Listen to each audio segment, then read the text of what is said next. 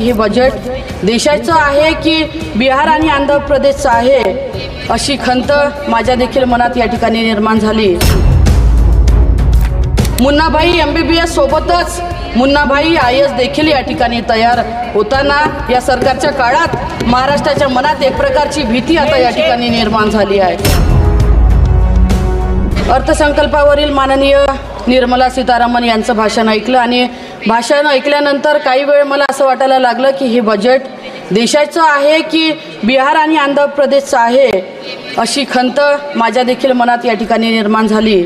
अध्यक्ष महोदय, 2014 पासून सरकारला सत्तेची लालसा आहे हे वाटत होतं, पण आज सभागृहात भाषणातून ते सत्यात उतरल्याची भावना आता जनमानसाच्या मनात निर्माण झाली।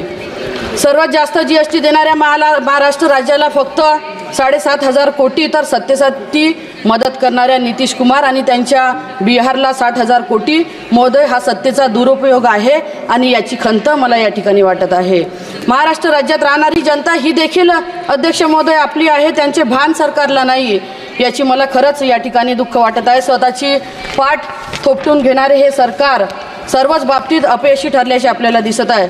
अध्यक्ष महोदय, भारतात सर्वात जास्त आत्महत्या महाराष्ट्रातील विदर्भात झाल्या आणि त्यातल्या त्यात माझ्या मतदारसंघात यवतमाळ जिल्ह्यात 1641 लोकांच्या आत्महत्या सगळ्यात जास्त झाल्या।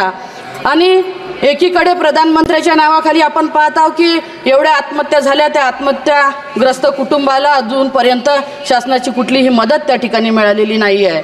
आपण पाहता की एकीकडे प्रधानमंत्र्यांच्या नावाखाली पीक विमा काढायचा आणि